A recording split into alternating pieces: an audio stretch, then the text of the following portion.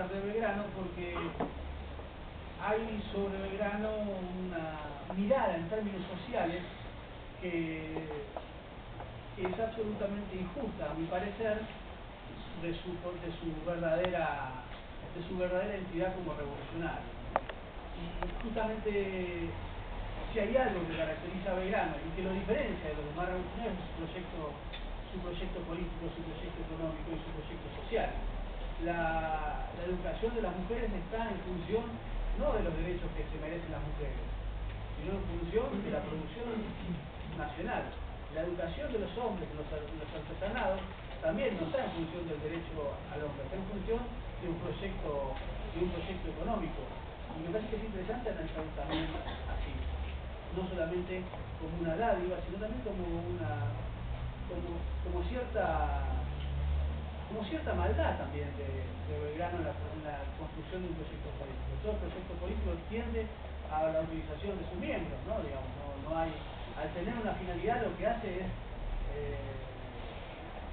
unir lo que parece disperso, y esa unidad que le da sentido también tiene una utilización sobre lo individual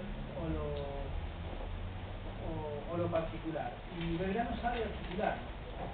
Incluso los belgranianos suelen ser menos belgranistas de lo que ellos creen, porque en su mirada liberal se pierden, a mi entender, todas las riquezas que tiene el propio Belgrano, todas las contradicciones que tiene el propio Belgrano, que sin duda algunas es un liberal, que sin duda algunas no es un líder popular.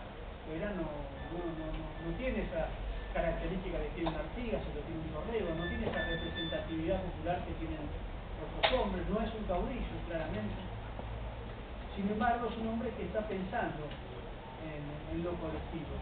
Y esa posibilidad de Belgrano de superar no solamente su cuna, sino su imposibilidad de ser un caudillo, lo hace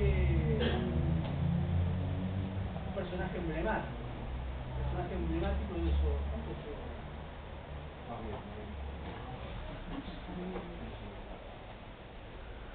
Vamos bien, Camilo. Vas bien, Fidel. Bueno, no sé si tengo mucho más para decir. Me gustaría que empecemos las preguntas, porque me parece que lo más interesante es justamente venir acá, contarles el éxodo jujeño y la vida de Belgrano, y ustedes la tienen seguramente en una materia de primer año. Me parece que podamos discutir otras cosas. Así que muchas gracias.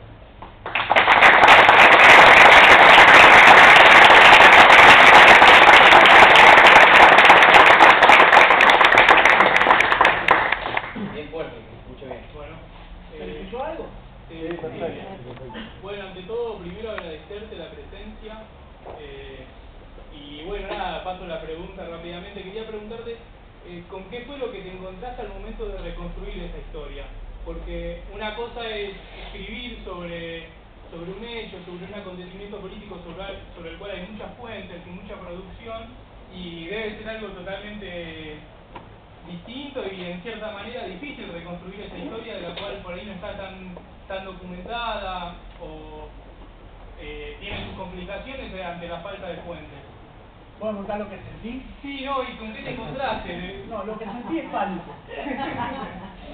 ¿Por qué digo que sentí pánico? Porque, claro, los que estamos más pensando en el pasado como figura pública, necesitamos obviamente muchísimo más la investigación académica, muchísimo más el archivo bibliográfico. Cuando vos vas a un lugar y no tenés archivo bibliográfico porque nadie escribió nada sobre el éxodo jujeño, ahí se te complicó la cosa.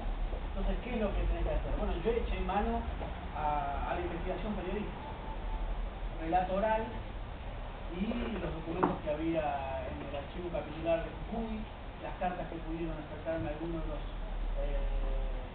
amigos que estuve en Jujuy, en los viajes que fui, y reconstrucción también en cada uno de los libros. Me parece que se habla algo del éxodo jujeño, que recortado hay muchísimo material.